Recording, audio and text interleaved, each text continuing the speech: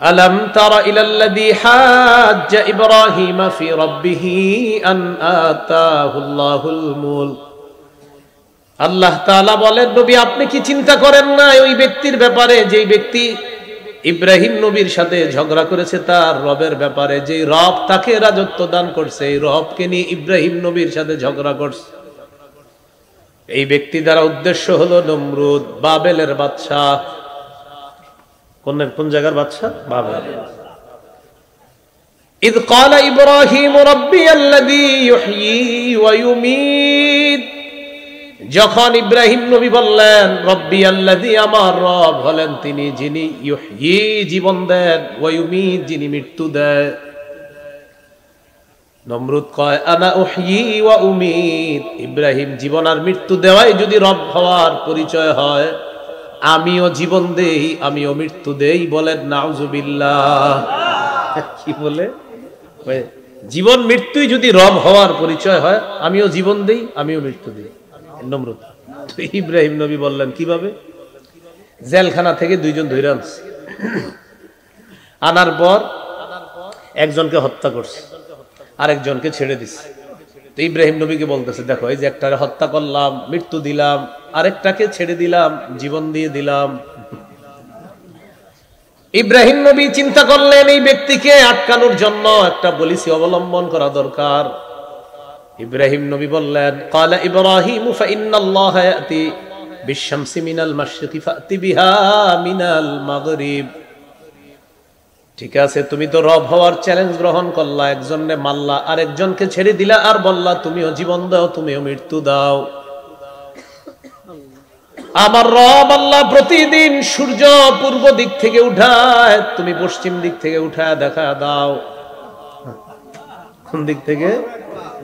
পশ্চিম দিক থেকে উঠায় দেখা দাও। তুমি তো রব, আল্লাহ তো ডেলি পূর্ব দিক থেকে উঠায়, তুমি পশ্চিম দিক থেকে উঠাও। তো এই কথা বলার পর ফাবুহিতাল্লাযী কাফার, ওই কাফের নমরুদ যে ঝগড়া করেছে, কুফরি করেছে, সে ধরাশয়ী হয়ে গেল, সে লাজবাব হয়ে গেল, সে নাস্তানাবুদ হয়ে গেল, আর জবাব দিতে পারলো না। এখানে একটা কথা মনে রাখবেন, মুফাসসিরিন কেরাম লেখেন, নমরুদ পাল্টা প্রশ্ন করতে পারতো, নমরুদ পাল্টা ইব্রাহিম নবীকে প্রশ্ন করতে পারতো, আচ্ছা ইব্রাহিম, তোমার রব তো প্রতিদিন সূর্য উঠায় পূর্ব দিক থেকে, তোমার রবকেই কালকে বলো পশ্চিম দিক থেকে উঠাইতে। পাল্টা প্রশ্ন করতে পারতো। নমরুদ কেন প্রশ্ন করে নাই জানেন? নমরুদ ভালো করে জানে যে ইব্রাহিমকে যদি আমি চ্যালেঞ্জ দেই, ইব্রাহিম চ্যালেঞ্জ লুফে নিবে, আর তার রবকেও বলবে পশ্চিম দিক থেকে উঠাইতে, আর তার রব সত্যি পশ্চিম দিক থেকে উঠায় দেখায় দিবে। এই জন্য চ্যালেঞ্জ দেয় নাই পাল্টা। সহিহ বুখারীর বর্ণনা 1237 নম্বর হাদিস। জিবরিল আমিন রাসূলুল্লাহ সাল্লাল্লাহু আলাইহি সাল্লামের কাছে আসছে, আসার পর বললেন, বাশির উম্মাতাকা আন্নাহু মান মাতা মিন উম্মাতিকা লা ইউশরিকু বিল্লাহি শাইআ দাখালাল জান্নাহ। জিবরিল আমিন বলে, হাবিব আপনি আপনার উম্মতকে সুসংবাদ জানায়া দেন, আপনার উম্মতের মধ্যে যে ব্যক্তি শিরিক করা ছাড়া মৃত্যুবরণ করবে, যে ব্যক্তি এই বিশ্বাস নিয়ে মৃত্যুবরণ করবে আল্লাহ ছাড়া কোনো ইলাহ নাই, দাখালাল জান্নাহ, সে জান্নাতের মেহমান হয়ে যাবে। আপনি আপনার উম্মতকে সুসংবাদ জানায়া দেন, শিরিক করা ছাড়া যদি মারা যায় সে জান্নাতে প্রবেশ করবে। এই হলো তাওহীদের 1 নম্বর শর্ত। তাওহীদের 2 নম্বর শর্ত, আল্লাহ ছাড়া কোনো ইলাহ নাই, এই কথা একটু সন্দেহ করা যাবে না। সূরা হুজুরাতের 15 নম্বর আয়াতে আল্লাহ বলেন, ইন্নামাল মুমিনুনা আল্লাযীনা আমানু বিল্লাহি ওয়া রাসূলিহি সুম্মা লাম ইয়ারতাবু ওয়া জাহাদু বিআমওয়ালিহিম ওয়া আনফুসিহিম ফি সাবিলিল্লাহ উলাইকা হুমুস সাদিকুন। আল্লাহ বলেন, প্রকৃত ঈমানদার তারা যারা আল্লাহকে বিশ্বাস করে, রাসূলকে বিশ্বাস করে, একটু সন্দেহ যারা করে না, যারা জানমাল নিয়ে আল্লাহর রাস্তায় লড়াই করে, আমি আল্লাহ কোরআনে তাদেরকে খাঁটি সত্যবাদী বলে ঘোষণা করলাম।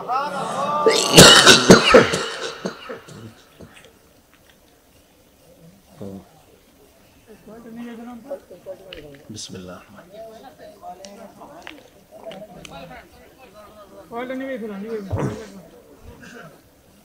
বন্ধ করে দেন।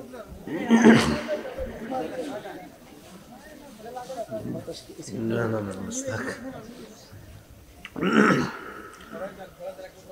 তো বলছিলাম তাওহীদের 2 নম্বর শর্ত, আল্লাহ ছাড়া কোনো ইলাহ নাই এই কথায় একটু সামান্যতম সন্দেহ করে না। আল্লাহ বলেন তাদেরকে আমি কোরআনে খাঁটি সত্যবাদী বলে ঘোষণা করলাম। 3 নম্বর শর্ত তাওহীদের, আল্লাহ ছাড়া কোনো ইলাহ নাই এটা মুখে বলা, অন্তরেও বিশ্বাস করা পাশাপাশি।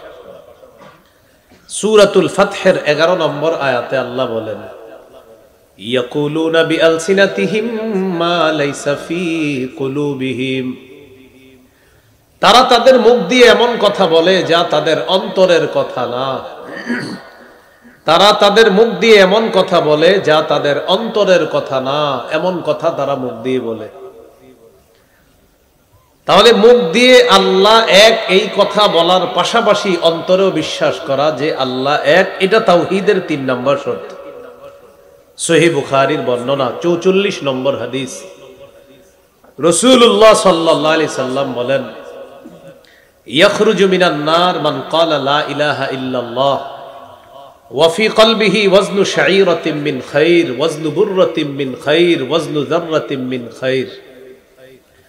কারো অন্তরে যদি গম পরিমাণ, জব পরিমাণ, সরিষার দানা পরিমাণ ঈমান যদি কারো অন্তরে থাকে, সে একদিন জাহান্নাম থেকে বের হয়ে জান্নাতে প্রবেশ করবে।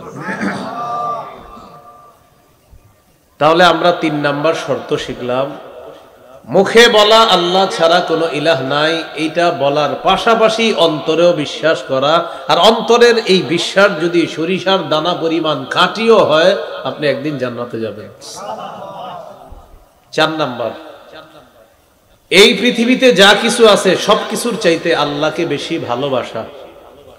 সহিহ বুখারীর 16 নম্বর হাদিস, এই হাদিসের মধ্যে আছে قال رسول الله صلى الله عليه وسلم ثلاث من كن فيه وجد حلاوة الإيمان। রাসূলুল্লাহ সাল্লাল্লাহু আলাইহি সাল্লাম বলেন, যার মধ্যে 3টি জিনিস পাওয়া যাবে, 3টি গুণ পাওয়া যাবে, সে তার অন্তরের মধ্যে ঈমানের স্বাদ গ্রহণ করতে পারবে। 1 নাম্বার, আইয়াকুন আল্লাহু ওয়া রাসূলুহু আহাব্বা ইলাইহি মিম্মা সিওয়াহুমা, আল্লাহ এবং তার রাসূল সবচাইতে বেশি ভালোবাসতে হবে, এটা 1 নাম্বার গুণ, আল্লাহ এবং তার রাসূলকে বেশি ভালোবাসা। 2 নাম্বার, ওয়া আইয়ুহিব্বাল মারআ লা ইউহিব্বুহু ইল্লা লিল্লাহ, কোন মুসলমানকে শুধুমাত্র আল্লাহর জন্য ভালোবাসা, এটা হলো 2 নাম্বার গুণ। 3 নাম্বার, ওয়া আইয়াকরাহা আইয়াউদা ফিল কুফরি কামা ইয়াকরাহু আইয়ুকযাফা ফিন্নার, আগুনে পুড়ে যাওয়া যেমন অপছন্দ, কুফরি করাও তেমন অপছন্দ হওয়া। আপনাকে 20 কোটি টাকা দিল, ভাই তুমি আগুনে পুড়ে যাও, তো আপনি রাজি হবেন না। এই কারণে যদি আমি আগুনেই পুড়ে যাই তাহলে আমি টাকা নিয়ে কি লাভ হবে। যেমনি ভাবে আপনি টাকার জন্য আগুনে পুড়তে রাজি না, যদি 20 কোটি টাকা দিয়ে বলা হয় তুমি কুফরি করো, আপনার জবাব হবে আমি কুফরি করে জাহান্নামের আগুনের ভাগীদারও হতে চাই না। এই গুণ যদি আপনার মধ্যে থাকে, একদিক দিয়ে আপনি আগুনেও পুড়তে চান না, এটাও অপছন্দ, ঠিক কুফরি করাও তেমন অপছন্দ, এই গুণ যদি আপনার মধ্যে থাকে, আল্লাহ অন্তরে ঈমানের স্বাদ দান করবেন।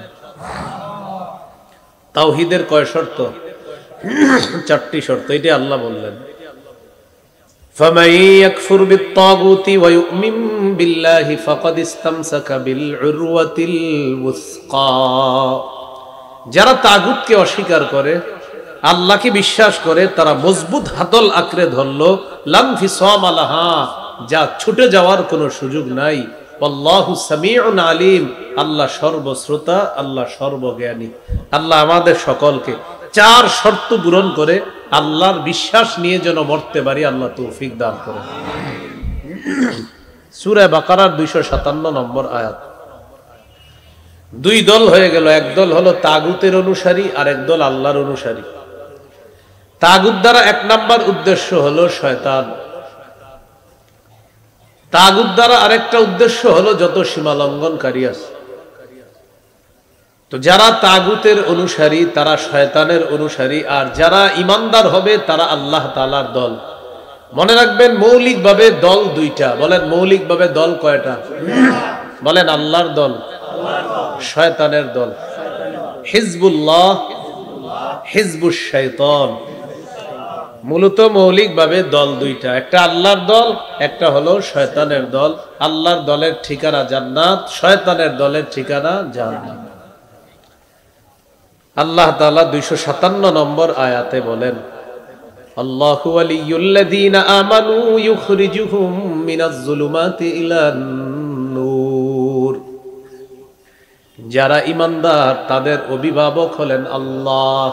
কারা? আল্লাহ তাআলা বলেন যারা ঈমানদার তাদের অভিভাবক আল্লাহ। ইউখরিজুহুম মিনাজ-যুলুমাতি ইলান নূর। আল্লাহ তাদেরকে অন্ধকার থেকে বের করে আলোর দিকে নিয়ে যায়।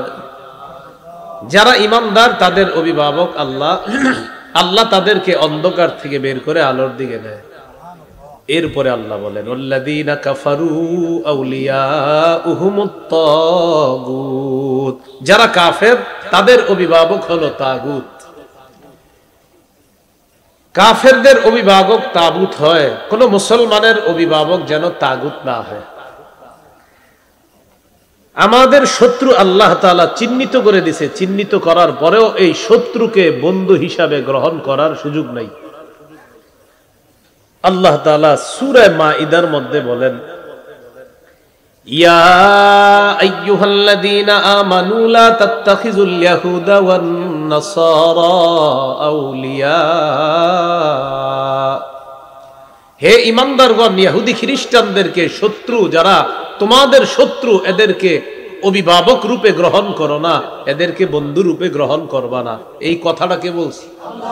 আল্লাহ তাআলা। বা'দুহুম আউলিয়াউ বা'দ। তারা একে অপরের বন্ধু, তারা একে অপরের অভিভাবক, একজন আরেকজনের সাথে তাদের ভালো সম্পর্ক। এরপর আল্লাহ বলেন ওয়ামাইয়াতাওয়াল্লাহুম মিনকুম ফাইন্নাহু মিনহুম। তোমরা ঈমানদার যারা তোমাদের মধ্য থেকে যারা ইহুদি খ্রিস্টানদেরকে বন্ধু বানাবে, ওই ঈমানদারও তাদের দলভুক্ত হয়ে যাবে। রাসূলুল্লাহ সাল্লাল্লাহু আলাইহি সাল্লাম বলেন মান তাশাব্বাহা বিকওমিন ফাহুয়া মিনহুম। যে কোনো জাতির সাদৃশ্যতা অবলম্বন করবে সে তাদের দলভুক্ত হয়ে যাবে। এখন দেখেন আমাদের বর্তমান বাংলাদেশের পরিস্থিতি, আমরা মুসলমান যারা বারবার আমরা একটা ভুল করি। কি ভুল করি? যাদের মাঝে আল্লাহর কোরআন আছে, নবীর হাদিস আছে, যারা কোরআন হাদিসের বিদ্যা জানে তাদের মাঝে আল্লাহর ভয় আছে। আল্লাহর ভয় যাদের মাঝে আছে অন্তত তাদের দ্বারা চুরি দাড়ি হবে না, তাদের দ্বারা আমানত রক্ষা হবে, এটা আশা করা যায়। বিপরীত দিকে আপনারা কিছু মানুষ চা দোকানের সামনে বসে অপেক্ষা করেন যে বিভিন্ন দল আসবে আর আপনাদেরকে টাকা দিবে। এই টাকাগুলা খাওয়ার অপেক্ষায় থাকেন একদল। এক সুরের চাইতে আরেক সুর বেশি টাকা দেয়, পরে তারে ভোট দিয়ে তারে আপনারা প্রধান বানান। দোষ তো তাদের না, দোষ তো আমাদেরও আছে। আমরা অপেক্ষায় থাকি কে টাকা দিবে না দিবে, এই অপেক্ষায় আমরা থাকি। আচ্ছা, এরপর ঘটনা কি ঘটলো? ঘটনা ঘটলো যাক যেইভাবে হোক, মোটামুটি ভাবে শত্রু ইত্যাদি চিহ্নিত করে শত্রু মুক্ত করলেন। করার পর এক শত্রু ছেড়ে আরেক শত্রুর পিছনে পিছনে যদি গিয়ে ঘুরেন, বিষয়টা এমন হবে বৃষ্টি থেকে বাঁচার জন্য ঝর্ণার নিচে এসে দাঁড়াইলেন। হ্যাঁ, এই জন্য মনে রাখবেন ইহুদি খ্রিস্টান এরা মুসলমানের কখনো বন্ধু হতে পারে না। এরা মুসলমানের কখনো ভালো চায় না, চাইতে পারে না। কখনো বন্ধুত্বতার যদি হাত বাড়ায়, বুঝতে হবে এটার পিছনে কোনো বড় ষড়যন্ত্র আছে। তো আল্লাহ তাআলা বলেন যারা ঈমানদার তাদের অভিভাবককে আল্লাহ। বলেন ঈমানদারের অভিভাবককে আল্লাহ। এই জন্য আফগানিস্তান আল্লাহকে অভিভাবক মাইনা ধৈর্যের সাথে 20 বছর পর্যন্ত লড়াই অব্যাহত রাখছে। আল্লাহকে অভিভাবক মানছে। এরপর আমেরিকার মতো বড় শত্রুরা পিছু হটতে বাধ্য হয়ে আফগানিস্তান এখন সারা দুনিয়ার মধ্যে এমন অবস্থা তৈরি করছে, বিভিন্ন দেশ আফগানিস্তানকে গুনতে চায় নাই 3 বছর আগে। এখন আফগানিস্তানের অবস্থা এমন, আফগানিস্তান অন্যদেরকে বলে গোনার টাইম নাই। তারা অভিভাবক বানাইছে কাকে? আমরা অভিভাবক বানাই কারে জানেন? একটা শত্রু আপনার ছাড়ার পর আরেক শত্রুকে গিয়ে অভিভাবক বানাই, মানে বৃষ্টি থেকে বাইচা ঝর্ণার নিচে এসে দাঁড়ায়। তাহলে ইমানদারের অভিভাবক কারা? এটা আল্লাহ বললেন, আল্লাহু ওয়ালিয়ুল্লাযীনা আমানু ইখরিজুহুম মিনাজ যুলুমাতি ইলান নূর। যারা ইমানদার তাদের অভিভাবক আল্লাহ। ইখরিজুহুম মিনাজ যুলুমাতি ইলান নূর, আল্লাহ তাদেরকে অন্ধকার থেকে বের করে আলোর দিকে নিয়ে যায়। ওয়াল্লাযীনা কাফারু আউলিয়াউহুমুত তাগুতু ইখরিজুনাহুম মিনান নূরি ইলাজ যুলুমাত। আর যারা কাফের তাদের অভিভাবক হলো তাগুত, তারা তাদেরকে আলো থেকে বের করে অন্ধকারের দিকে নেয়। বলেন তো তাগুত কি করে আলো থেকে অন্ধকারের দিকে নেয়, আর আল্লাহ অন্ধকার থেকে আলোর দিকে নেয়? এরপরে আল্লাহ বলেন, উলাইকা আসহাবুন নারি হুম ফিহা খালিদুন। তারা হলো জাহান্নামী, তারা চিরস্থায়ীভাবে জাহান্নামে থাকবে। তাগুত আল্লাহ আমাদেরকে আল্লাহকেই অভিভাবক হিসাবে জেনে মেনে যেন মৃত্যুবরণ করতে পারি, আল্লাহ তৌফিক দান করে। 257 নম্বর আয়াত গেল। এবার 258 নম্বর আয়াত। ভাই বন্ধ করেন, বন্ধ করেন, এটা আমার ওয়াজ পর্যন্ত আর নতুন কিছু করেন না। হ্যাঁ, সূরা বাকারার 258 নম্বর আয়াত। এই আয়াতটা একটু বুঝেন। আমাদের নবীকে আল্লাহ তাআলা ডাক দিয়ে বলে, হাবিব আপনি কি দেখেন নাই, চিন্তা করেন নাই ওই ব্যক্তির ব্যাপারে যাকে আমি রাজত্ব দান করলাম, রাজত্ব পাওয়ার পর সে নিজেরে বলে সেই খোদা। এখন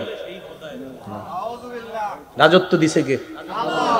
আল্লাহ রাজত্ব দিছে। রাজত্ব পাওয়ার পর সে তার ভাবসাব এমন না আমি খোদা। তার সাথে ইব্রাহিম আলাইহিস সালাতু ওয়াস সালামের একটা ঝগড়া হলো। তো আল্লাহ তাআলা আমাদের নবীকে বলতেছে, আলাম তারা ইলাল্লাযী হাজ্জা ইব্রাহিম ফি রাব্বিহি আন আতাহুল্লাহুল মুলক। আল্লাহ তাআলা বলেন, নবী আপনি কি ওই ব্যক্তির ব্যাপারে চিন্তা করেন নাই? তাকে কি আপনি দেখেন নাই যে ব্যক্তি ইব্রাহিম নবীর সাথে তার রবের ব্যাপারে ঝগড়া করেছে? আন আতাহুল্লাহুল মুলক, যে রব তাকে রাজত্ব দান করেছেন। রাজত্ব দেওয়ার মালিক কে? প্রতিদিন 2 রাকাত অতিরিক্ত নামাজ পড়বেন। নামাজ পড়ার পর এখন থেকে 3টা দোয়া করবেন। কয়টা? 1 নাম্বার বলেন, হে আল্লাহ ভবিষ্যতে বাংলাদেশে কিয়ামতের আগে আর যেন কোন নারী প্রধান না হয়। কি না হয়? সহিহ বুখারীর বর্ণনা, রাসূলুল্লাহ সাল্লাল্লাহু আলাইহি সাল্লাম বলেন, লা ইউফলিহা কওমুন ওয়াল্লাউ আমরাহুম ইমরাআতান, ওই জাতি কিছুতেই সফল হবে না যেই জাতি তাদের নেতৃত্বে কোন নারীকে বসায়। এইজন্য 1 নাম্বার দোয়া করবেন, আল্লাহ ভবিষ্যতে যেন এই দেশের প্রধান কোন নারী না হয়। 2 নাম্বার দোয়া করবেন, বলেন আল্লাহ মৃত্যুর আগে বাংলাদেশে শরিয়া আইন দেখে যেতে চাই। কি আইন? দেয়ালে লিখবেন, শরিয়া আইন চায় না তারা। বলেন, কোন না কোন অপরাধী যারা। শরিয়া আইন চায় না তারা, কোন না কোন অপরাধী যারা। চোর শরিয়া আইন চাইবে না, হাত কাটা যাবে। ধর্ষক শরিয়া আইন চাইবে না, পাথর মেরে হত্যা করা হবে। 100টা বেত্রাঘাত করা হবে, এই জন্য ধর্ষক শরিয়া আইন চাইবে না। চোর শরিয়া আইন চাইবে না। কেন? যদি শরিয়া আইন চালু হয়, বিগত বছরের চুরির বিচার করতে করতে আপনার বাংলাদেশের হায়াত শেষ হয়ে যাবে। এই জন্য শরিয়া আইন, এটার জন্য দোয়া করবেন। 2 নাম্বার দোয়া। 3 নাম্বার দোয়া করবেন, বলেন আল্লাহ আমাদের দেশে এমন একজন শাসক আপনি তৈরি করে দেন, যেই শাসক মৌলিক 4টি কাজে গুরুত্ব দিবে। নামাজ কায়েম করা, যাকাত, সৎ কাজের আদেশ, অসৎ কাজের নিষেধ।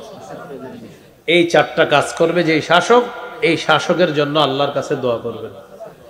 সূরা হজের ৪১ নম্বর আয়াতে আল্লাহ বলেন, আল্লাযীনা ইম্মাক্কান্নাহুম ফিল আরদি আকামুস সালাহ ওয়া আতাউয যাকাতা ওয়া আমারু বিল মা'রুফি ওয়া নাহাউ আনিল মুনকার। আল্লাহ তাআলা বলেন, যাদেরকে আমি রাষ্ট্র ক্ষমতায় বসাই তাদের মৌলিক কাজ হবে চারটা। ১ নাম্বার আকামুস সালাহ, নামাজ কায়েম করা। ২ নাম্বার আতাউয যাকাত, যাকাত প্রতিষ্ঠিত করা। ৩ নাম্বার আমারু বিল মা'রুফ, সৎ কাজের আদেশ করা। ৪ নাম্বার নাহাউ আনিল মুনকার, অসৎ কাজের নিষেধ করা। আল্লাহর কাছে দোয়া করব, আল্লাহ এমন ৪ গুণওয়ালা সম্পন্ন একজন শরিয়া আইন বাস্তবায়ন করতে পারে এমন একজন নেতা তুমি বানায়া দাও। এই দোয়া করতে হবে, মনে থাকবেন ইনশাআল্লাহ। তাহলে নমরুদকে রাজত্ব দিয়েছিলেন কে? রাজত্ব পাওয়ার পরে হে কই হেই খোদা। তো আল্লাহ বলেন, আলম তারা ইলাল্লাযী হাজ্জা ইব্রাহিমা ফি রাব্বিহি আন আতাহুল্লাহুল মুলক। আল্লাহ তাআলা বলেন, নবী আপনি কি চিন্তা করেন না ওই ব্যক্তির ব্যাপারে, যেই ব্যক্তি ইব্রাহিম নবীর সাথে ঝগড়া করেছে তার রবের ব্যাপারে, যে রব তাকে রাজত্ব দান করছে, এই রবকে নিয়ে ইব্রাহিম নবীর সাথে ঝগড়া করছে। এই ব্যক্তি দ্বারা উদ্দেশ্য হলো নমরুদ, বাবেলের বাদশা। কোন জায়গার বাদশা? বাবেল। ইয ক্বালা ইব্রাহিম রাব্বিয়াল্লাযী ইউহয়ী ওয়া ইউমীত, যখন ইব্রাহিম নবী বললেন রব্বিয়াল্লাযী, আমার রব হলেন তিনি যিনি ইউহয়ী জীবন দেন, ওয়া ইউমীত যিনি মৃত্যু দেন। নমরুদ কয় আনা উহয়ী ওয়া উমীত, ইব্রাহিম জীবন আর মৃত্যু দেওয়াই যদি রব হওয়ার পরিচয় হয়, আমিও জীবন দেই আমিও মৃত্যু দেই। বলেন নাউজুবিল্লাহ। কি বলে? জীবন মৃত্যুই যদি রব হওয়ার পরিচয় হয়, আমিও জীবন দেই আমিও মৃত্যু দিই। নমরুদ। তো ইব্রাহিম নবী বললেন কিভাবে? জেলখানা থেকে ২ জন ধরে আনছে, আনার পর একজনকে হত্যা করছে, আরেকজনকে ছেড়ে দিছে। তো ইব্রাহিম নবীকে বলতেছে, দেখো এই যে একটারে হত্যা করলাম, মৃত্যু দিলাম, আরেকটাকে ছেড়ে দিলাম, জীবন দিয়ে দিলাম। ইব্রাহিম নবী চিন্তা করলেন এই ব্যক্তিকে আটকানোর জন্য একটা পলিসি অবলম্বন করা দরকার। ইব্রাহিম নবী বললেন, ক্বালা ইব্রাহিমু ফাইন্নাল্লাহা ইয়াতি বিশ-শামসি মিনাল মাশরিকি ফাতি বিহা মিনাল মাগরিব। ঠিক আছে, তুমি তো রব হওয়ার চ্যালেঞ্জ গ্রহণ করলা, একজনকে মারলা, আরেকজনকে ছেড়ে দিলা, আর বললা তুমিও জীবন দাও তুমিও মৃত্যু দাও। আমার রব আল্লাহ প্রতিদিন সূর্য পূর্ব দিক থেকে উঠায়, তুমি পশ্চিম দিক থেকে উঠায় দেখা দাও। কোন দিক থেকে? পশ্চিম দিক থেকে উঠায় দেখা দাও। তুমি তো রব, আল্লাহ তো ডেলি পূর্ব দিক থেকে উঠায়, তুমি পশ্চিম দিক থেকে উঠাও। তো এই কথা বলার পর ফাবহিতাল্লাযী কাফার, ওই কাফের নমরুদ যে ঝগড়া করেছে, কুফরি করেছে, সে ধরাশয়ী হয়ে গেল, সে লাজবাব হয়ে গেল, সে নাস্তানাবুদ হয়ে গেল, আর জবাব দিতে পারলো না। এখানে একটা কথা মনে রাখবেন, মুফাসসিরিন কেরাম লেখেন, নমরুদ পাল্টা প্রশ্ন করতে পারত, নমরুদ পাল্টা ইব্রাহিম নবীকে প্রশ্ন করতে পারত, আচ্ছা ইব্রাহিম, তোমার রব তো প্রতিদিন সূর্য উঠায় পূর্ব দিক থেকে, তোমার রবকেই কালকে বলো পশ্চিম দিক থেকে উঠাইতে, পাল্টা প্রশ্ন করতে পারত। নমরুদ কেন প্রশ্ন করে নাই জানেন? নমরুদ ভালো করে জানে যে ইব্রাহিমকে যদি আমি চ্যালেঞ্জ দেই, ইব্রাহিম চ্যালেঞ্জ লুফে নিবে, আর তার রবকেও বলবে পশ্চিম দিক থেকে উঠাইতে, আর তার রব সত্যি পশ্চিম দিক থেকে উঠায় দেখায় দিবে। এই জন্য চ্যালেঞ্জ দেয় নাই পাল্টা। আল্লাহু লা ইয়াহদিল কওমাজ জালিমিন, আল্লাহ বলে আল্লাহ জালেম সম্প্রদায়কে হেদায়েত দান করেন না। এটা গেল 258 নম্বর আয়াত। এবার 259 নম্বর আয়াতের ব্যাপারে আল্লাহ তাআলা বলেন, আও কাল্লাযী মাররা আলা ক্বরিয়াতিন ওয়া হিয়া খাবিয়াতুন আলা উরুশিহা। আল্লাহ তাআলা বলেন, নবী আপনি কি ওই ব্যক্তিকে নিয়ে চিন্তা করেছেন যে এই ব্যক্তি মাররা আলা ক্বরিয়া, একটা জনপদের সামনে দিয়ে অতিক্রম করছে। ঘটনাটা বলি, মন দিয়ে শুনেন। এক জনপদের সামনে দিয়ে এক ব্যক্তি অতিক্রম করছে। করার সময় দেখি কি ওই জনপদের সবগুলা ঘর বাড়ি ধ্বংস হয়ে পড়ে আছে ছাদের উপরে। কিসের উপর? ছাদ উপরে থাকে না নিচে থাকে? আরে বলেন, ঘরের ছাদ কি উপরে না নিচে? উপরে। কিন্তু ওইগুলার ছাদ সব নিচে, ঘর সব উপরে, আর মানে সব ধ্বংস হয়ে পড়ে আছে। তো তিনি যাওয়ার সময় বলতেছে, আল্লাহ, এতগুলা মানুষ ধ্বংস হইল। তো তিনি বলতেছিলেন আর কি যে আল্লাহ তাআলা আবার এদেরকে কিভাবে জীবিত করবে, সুবহানাল্লাহ। মানে এটা তার আশ্চর্য, এটা কিন্তু সন্দেহ না। ওই ব্যক্তির এটা সন্দেহ না, ওই ব্যক্তি আশ্চর্য হইতেছে, আল্লাহু আকবার, কিভাবে ধ্বংস করলেন, আবার আল্লাহ কিভাবে জিন্দা করবে, এটা তার আশ্চর্য হওয়ার কারণ। তখন আল্লাহ তাআলা কি করলেন? এই ব্যক্তিকে মৃত্যু দিলেন। মৃত্যু দেওয়ার পর 100 বছর পর্যন্ত তাকে মরা অবস্থায় রাখলেন। কয় বছর? 100 বছর পর আল্লাহ তাআলা তাকে জীবিত করলেন।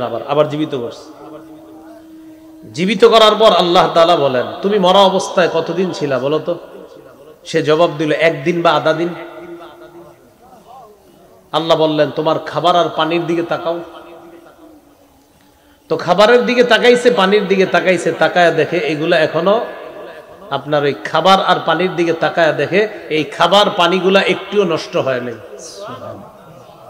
কয়শো বছর খাবার পানি কি হয় নাই? তার সাথে একটা গাধা ছিল। এবার আল্লাহ তাআলা বললেন, গাধার দিকে তাকাও। গাধার দিকে তাকায়া দেখে গাধা মরে পচে গলে নিঃশেষ হয়ে গেছে।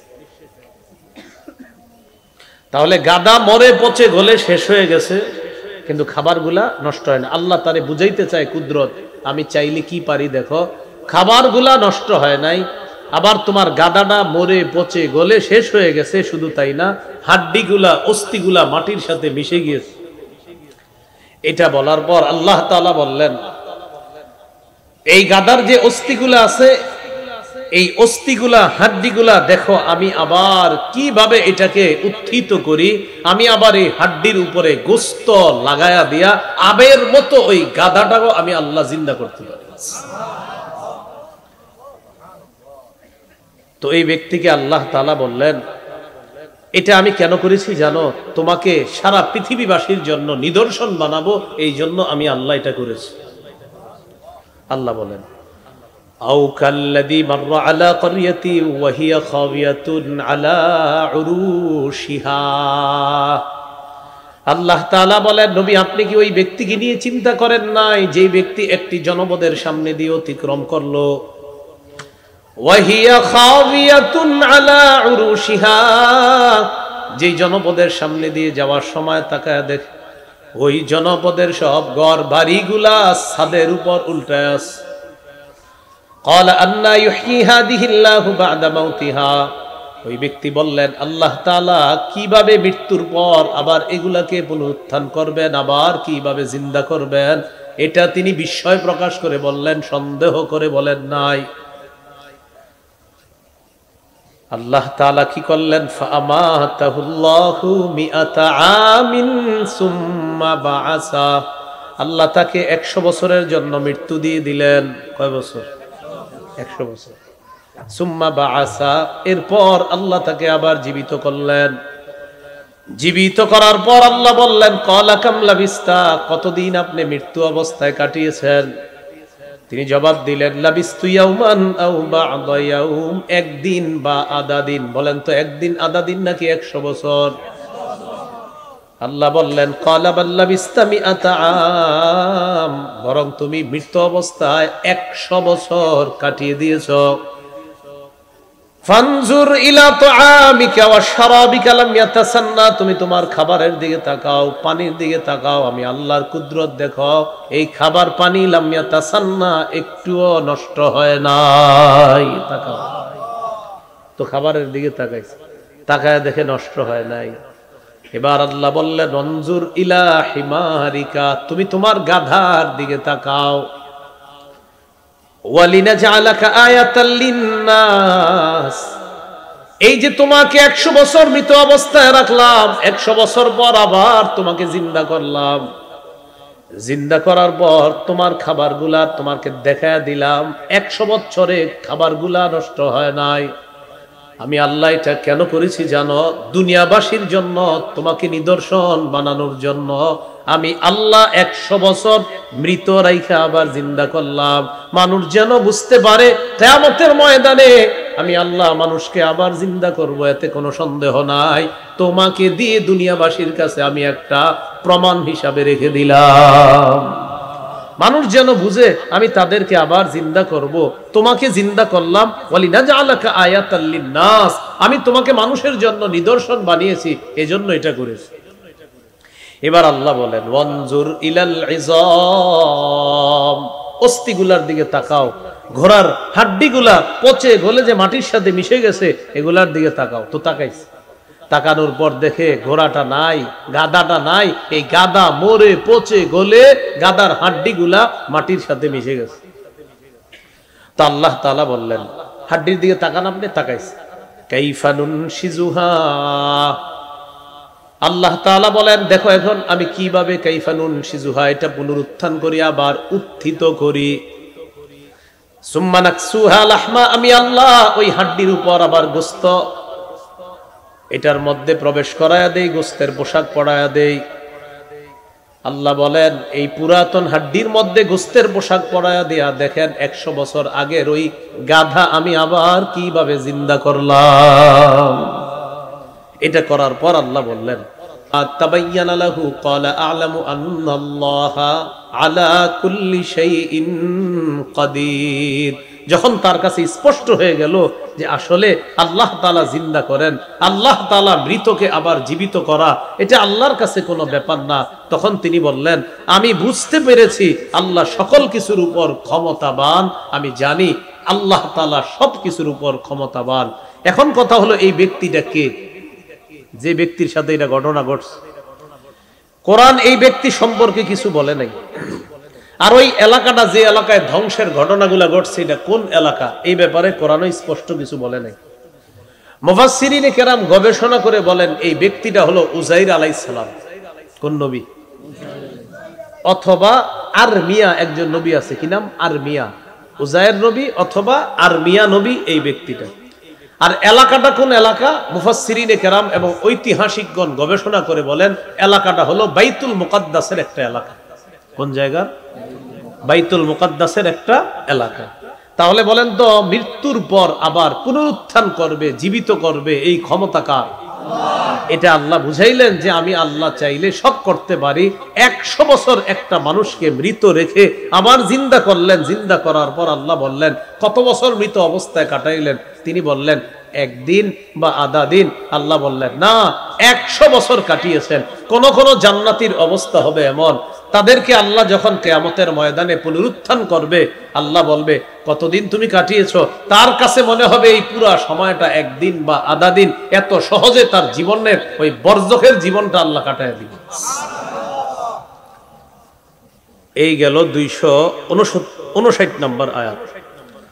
সূরা বাকারার 260 নম্বর আয়াতে আল্লাহ তাআলা বলেন وَإِذْ قَالَ إِبْرَاهِيمُ رَبِّ أَرِنِي كَيْفَ تُحْيِي الْمَوْتَى قَالَ أَوَلَمْ تُؤْمِنْ قَالَ بَلَى وَلَكِنْ لِيَطْمَئِنَّ قَلْبِي। এবার আল্লাহ তাআলা আরেকটা আলোচনা করতেছে। আল্লাহ যে মৃতকে জিন্দা করেন এর আরেকটা দৃষ্টান্ত। ইব্রাহিম আলাইহিস সালাতু ওয়াস সালাম একদিন বললেন আল্লাহ আমার একটু দেখান আপনি কিভাবে মৃতকে জিন্দা করেন। আল্লাহ বলেন আপনি কি বিশ্বাস করেন না? ইব্রাহিম নবী বললেন আল্লাহ বিশ্বাস তো করি, তবে অন্তরের প্রশান্তির জন্য আমি একটু দেখতে চাই আপনি কিভাবে মৃতকে আবার জিন্দা করেন। আল্লাহ তাআলা বললেন 4টা পাখি ধরেন। আপনি 4টি পাখি ধরার পর এই 4টি পাখি আপনি বশ করেন, যেভাবে আমরা পাখি বশ করি, কবুতর বশ করে না? ইব্রাহিম নবীকে বললেন এই 4টি পাখি বশ করবেন, করার পর এই 4টি পাখি আপনি টুকরা টুকরা করবেন, করার পর বিভিন্ন পাহাড়ের মধ্যে আপনি পাখির টুকরাগুলা রেখে দিবেন। টুকরা রেখে দেওয়ার পর এই টুকরাগুলা কোন পাখির টুকরা এটাও আপনার জানা নাই। 4টা পাখি একসাথে টুকরা টুকরা করলে কোনটা কোন পাখির টুকরা এটা আপনার জানা নাই। 4 টুকরা করার পর 4টা পাহাড়ের মধ্যে এক একটা টুকরা আপনি রেখে দিবেন। আল্লাহ তাআলা বলেন ইব্রাহিম এবার যখন আপনি পাখিগুলাকে ডাক দিবেন, তাদের নাম নিয়ে ডাক দেওয়ার পর আলাদা আলাদা পাহাড় থেকে প্রত্যেকটা পাখির আলাদা আলাদা টুকরাগুলা একত্রিত হয়ে যাওয়ার পর পাখি রূপে আবার আপনার সামনে উপস্থিত হয়ে যাবে। আপনি 4টা পাখি ধরেন, বশ করেন। তো এটা আল্লাহ বলেন, وَإِذْ قَالَ إِبْرَاهِيمُ رَبِّ أَرِنِي كَيْفَ تُحْيِي الْمَوْتَى قَالَ أَوَلَمْ تُؤْمِنْ قَالَ بَلَى।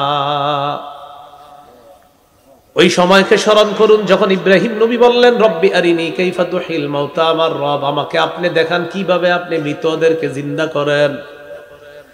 আল্লাহ তাআলা বললেন, ক্বালা আওয়ালাম তুমিন, ইব্রাহিম আপনি কি বিশ্বাস করেন না? ইব্রাহিম নবী জবাব দিলেন, ক্বালা বালা, বিশ্বাস করি রব, ওয়ালাকিন লিয়াতমাইন্না কলবি, তবে আমার অন্তরের প্রশান্তির জন্য বিষয়টা আমি জানতে চাই।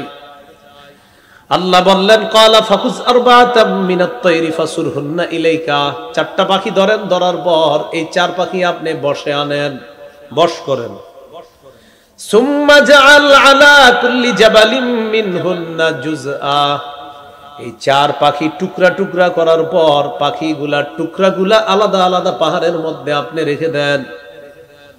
এরপর সুম্মা দুউহুন্না, পাখিগুলাকে আপনি ডাক দেন, ইয়াতিনাকা সায়া, পাখিগুলা সবগুলা একত্রিত হয়ে ওই টুকরাগুলা আলাদা আলাদা পাহাড় থেকে একত্রিত হওয়ার পর আপনি দেখবেন আপনার সামনে দৌড়াইতে দৌড়াইতে পাখিগুলা উপস্থিত হয়ে যায়।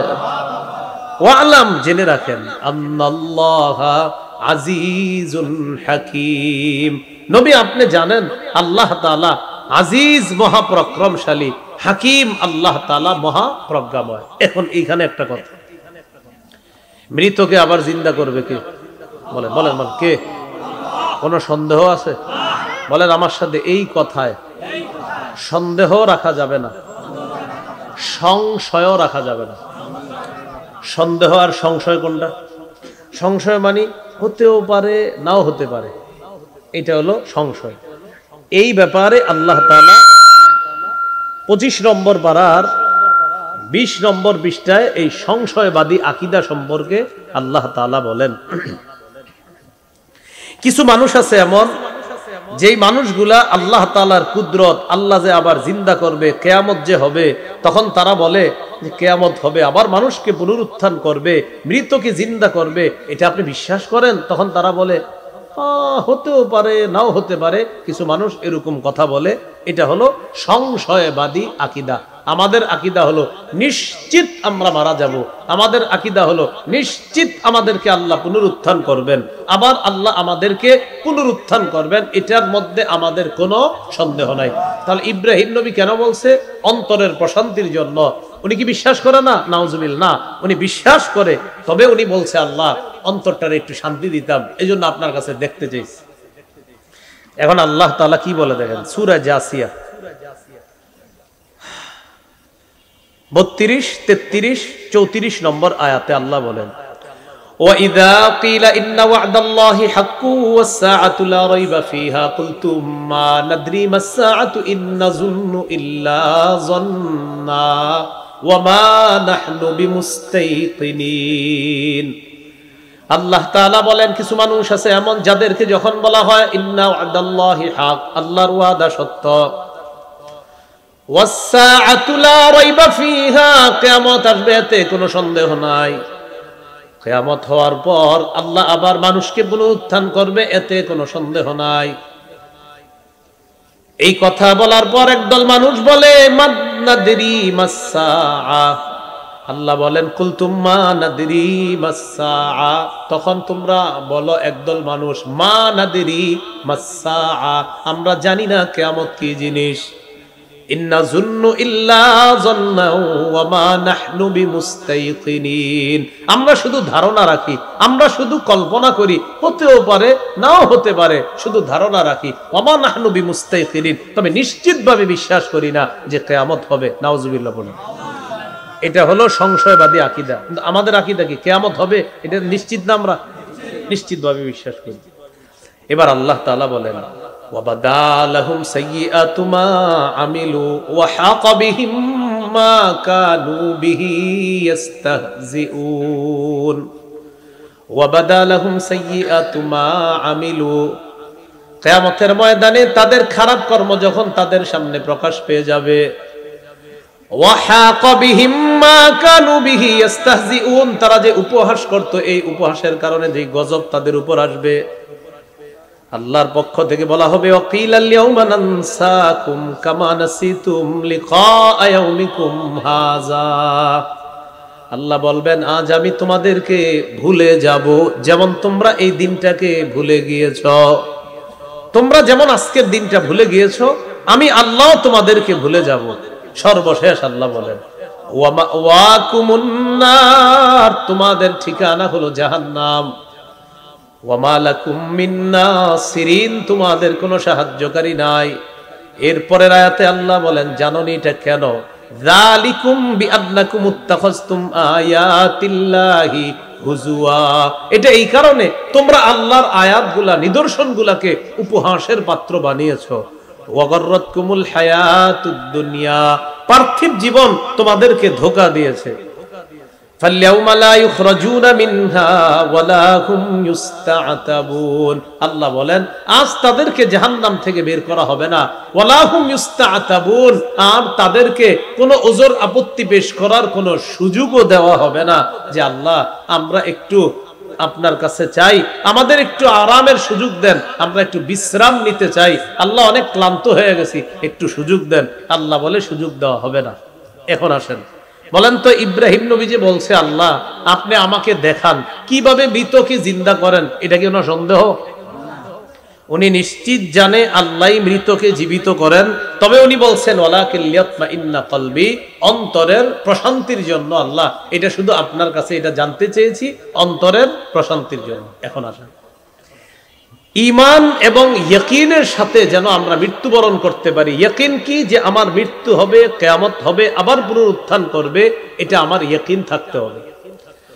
এই জন্য খুব বেশি পরিমাণে একটা জিকির বাড়াই দিতে হবে, সেটা হলো বলেন লা ইলাহা ইল্লাল্লাহ। কি বলি তো? ইল্লাল্লাহ, এটা খুব বেশি পরিমাণে বাড়াইতে হবে। তিরমিজির বর্ণনা ৩৫৯২ নম্বর হাদিস, ক্বালা রাসূলুল্লাহ সাল্লাল্লাহু আলাইহি ওয়াসাল্লাম মান ক্বালা লা ইলাহা ইল্লাল্লাহ কাত্তু মুখলিসান, নবী বলেন যে ব্যক্তি ইখলাসের সাথে পড়বে লা ইলাহা ইল্লাল্লাহ ইল্লা ফুতিহাত লাহু আবওয়াবুস সামাই হাত্তা তুফজিয়া ইলাল আরশ, নবী বলেন আসমানের সবগুলা দরজা খুলে দেওয়া হয়, তার লা ইলাহা ইল্লাল্লাহ যেন আরশ পর্যন্ত পৌঁছে যায়। এই হলো আপনার এক অংশ, যে অংশ পর্যন্ত আল্লাহ তাআলা আমাদেরকে কিছু ইয়াকিন দিলেন, কিছু আকীদা বিষয়ে আল্লাহ তাআলা আলোচনা করলেন। তাহলে বলেন তো রাজত্ব দেয় কে? মৃত্যু দেয় কে? জীবন দান করেন কে? মুমিনদের অভিভাবক কে? কাফেরদের অভিভাবক তার শয়তান। কাফেরদের অভিভাবক শয়তান, মুমিনদের অভিভাবক কে? আর কাফেরদের অভিভাবক শয়তান। এবার আল্লাহ তাআলা সওয়াব যেন আমরা বেশি বেশি বাড়ায়া আমাদের আখিরাতের জন্য সঞ্চয় করতে পারি, এই ব্যাপারে আল্লাহ তাআলা সূরা বাকারার ২৬১ নম্বর আয়াতে আল্লাহ বলেন আপনাদের এলাকার একজন একটা বিচি লাগাইছেন, একটা বিচি, এই বিচি থেকে ৬০টা শীষ হইছে, প্রথমে গাছ ৬০টা শীষ হইছে, ৬০টা শীষের মধ্যে প্রত্যেকটার মধ্যে ১০০টা করে দানা আছে। তাহলে বলেন তো ৭ ১০০ কত হয়? ৭০০। কেউ যদি ১ টাকা দান করেন আল্লাহ তাকে কমপক্ষে ৭০০ নেকি দান করবেন। তো আল্লাহ বলেন মাসালুল লাযীনা ইউনফিকুনা আমওয়ালাহুম ফী সাবিলিল্লাহ কামাসালি হাববাতিন আমবাতাত সাবআ সানাবিলা ফী কুল্লি সুমবুলাতিন মিআতু হাব্বা ওয়াল্লাহু ইউদাঈফু লিমান ইয়াশা ওয়াল্লাহু ওয়াসিউন আলীম। আল্লাহ তাআলা আগের আয়াতগুলোর মধ্যে আমাদের আকীদা ঠিক করলেন।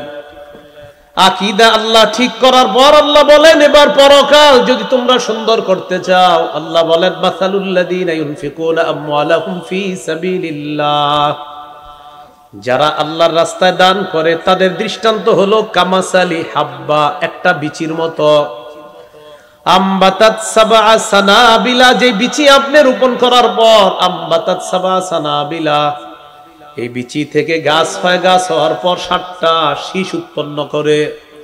ফি কুল্লি সুম্বুলাতিম মিআতু হাব্বা, প্রত্যেকটা শীষের মধ্যে 100টা করে দানা। প্রথমে কয় দানা?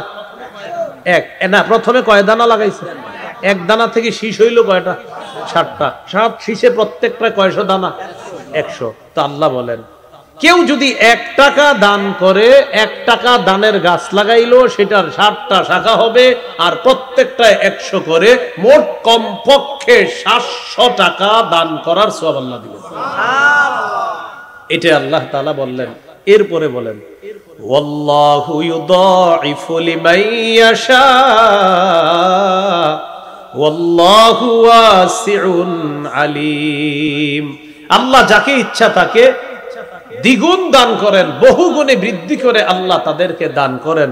আল্লাহু ওয়াসিউন আলিম, আল্লাহ প্রচুর দেন, আলিম আল্লাহ জ্ঞানী, আল্লাহ প্রশস্ততার অধিকারী। একটু বুঝেন এই আয়াত আর আগের আয়াতের সম্পর্ক কি। প্রথম থেকে 256 থেকে আপনার 260 নম্বর আয়াত পর্যন্ত আল্লাহ তাআলা আমাদের আকীদা ঠিক করছে। শোনো, ইসলাম শ্রেষ্ঠ ধর্ম, এটা আল্লাহ বলে দিলেন। ইসলাম ধর্ম গ্রহণ করার ক্ষেত্রে তোমাকে বাড়াবাড়ি করা হবে না, তোমাকে জোর করা হবে না। আল্লাহ বললেন দাওয়াত দিতে পারো, ইসলাম হলো শ্রেষ্ঠ ধর্ম, এটা দাওয়াত হবে। সাহাবী আয়েশা নবীজিরে বললেন, হুজুর আমার 2 ছেলেরে আমি জোর করে মুসলমান বানায় রাইখা দিই। আল্লাহ বললেন না, জোর করে মুসলমান বানানো যাবে না। শুধু বলতে বলেন যে শোনো আমার সন্তান, ইসলাম তোমাদের জন্য মনোনীত ধর্ম, এটা গ্রহণ করো। এই প্রথম কথা। ইসলামের মধ্যে প্রবেশ করলেন, করার পর এবার আকীদা ঠিক করতে হবে। শোনো মুসলমান, তোমাদের অভিভাবক আল্লাহ। এরপরে আল্লাহ বলেন, নবী আপনি কি ওই ব্যক্তির ঝগড়া দেখেন নাই যে নমরুদ ইব্রাহিমের সাথে ঝগড়া করছে? কি আল্লাহ তাকে রাজত্ব দান করছে, দান করার পর সে এখন নিজেরে খোদা বলে। এখানে আল্লাহ আকীদা ঠিক করাইলেন, রাজত্ব দেওয়ার মালিক কে? জীবন মৃত্যু দেয় কে? আল্লাহ। নমরুদ বলছিল আমি দেই, নাউজুবিল্লাহ। এরপরে আল্লাহ আবার আকীদা ঠিক করাইলেন, এক ব্যক্তি একটা জনপদের সামনে দিয়ে গেছে, আল্লাহ এতগুলা মানুষ মারা গেছে, জনপদ ধ্বংস হয়ে গেল, আল্লাহ আবার তাদেরকে জিন্দা করবে। আল্লাহ তার মৃত্যু দিলেন। মৃত্যু দেওয়ার পর 100 বছর রাইখা দিলেন। 100 বছর পর জীবিত করে আমাদেরকে আল্লাহ নিদর্শন বানায়া দিলেন যে দেখো মৃত্যুর পর আবার পুনরুত্থান করব, এটা আমি করব। এরপরে আল্লাহ আবার দৃষ্টান্ত দিলেন। ইব্রাহিম নবীরে বললেন 4টা পাখি ধরেন, ধরার পর টুকরা টুকরা করে বিভিন্ন পাহাড়ের মধ্যে রাইখা দেন, নাম ধরে ডাক দিবেন। পাখিগুলার টুকরাগুলা আলাদা আলাদা জায়গা থেকে টুকরা একত্রিত হয়ে যেই যেই পাখি ছিল আপনার, ওই পাখির রূপে আপনার সামনে ফিরে আসবে। এখানে আকীদা ঠিক করলেন। এবার বলেন ইসলাম, বলেন ইসলাম, ঈমান। তাহলে ইসলামে প্রবেশ করলেন, প্রবেশ করার পর এবার আপনার আকীদা ঠিক হতে হবে, হ্যাঁ আল্লাহই রাজত্ব দেয়, আল্লাহই জীবন দেয়, আল্লাহই মৃত্যু দেয়। আকীদা ঠিক করলেন, করার পর আল্লাহ বলেন পরকালে যে যাইবা, যাওয়ার জন্য কিছু সঞ্চয় তোমরা দুনিয়াতে থাকতেই করবা। এই ব্যাপারে আল্লাহ একটা দৃষ্টান্ত দিলেন যে দান করা আল্লাহর রাস্তায়। এখানে দান করা দ্বারা উদ্দেশ্য কি? সদকা হতে পারে, যাকাতও হতে পারে। যাকাতের ব্যাপারে উলামায়ে কেরাম বলেন যে এখানে দান করা দ্বারা 1 নাম্বার উদ্দেশ্য হবে যাকাত। কি হবে বলেন তো? মানে সদকা। বলেন কি? সদকা। এখন এখানে যাকাতের কথা আপনার কেন আনলেন? যাকাতের কথাটা এই কারণে আনছে, কিছু মানুষ আছে দুনিয়াতে যাকাত দেয় কিন্তু পুরোপুরি দেয় না। 1 লক্ষ টাকা যাকাত আসছে, উনি 30,000 টাকায় শাড়ি আর লুঙ্গি কিনা দিয়ে দিছে, বাকি রইল কত? 70,000।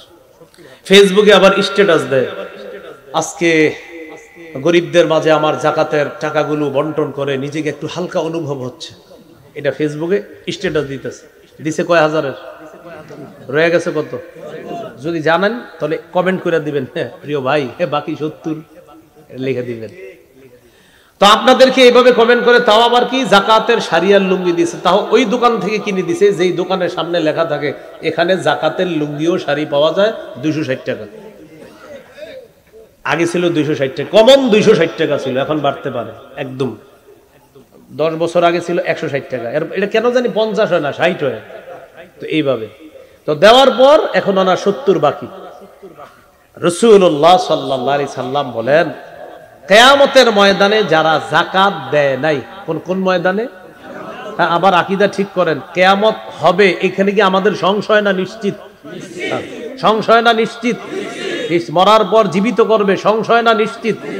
এখন কিয়ামতের ময়দানে রাসূল সাল্লাল্লাহু আলাইহি সাল্লাম বলেন, এক শ্রেণীর মানুষ হবে এমন, যাদের অবস্থা হবে এমন যে তাদের কপালের মধ্যে লন্ডি করে যে কাপড় ইস্ত্রি, এরকম একটা কিছু বানানো হবে, বানিয়ে তাদের কপাল পার্শ্ব পিছনে সেক দেওয়া হবে। এই পাত দিয়ে যখন সেক দেওয়া চলতে থাকবে, নবীজি বলেন এটা কিয়ামতের ময়দানে হবে, এর মিটারটা হবে একদিন। কয়দিন? তাহলে তো বেশি দিন না। কয়দিন? নবীজি বলেন একদিনের পরিমাণ 50,000 বছরের সমান।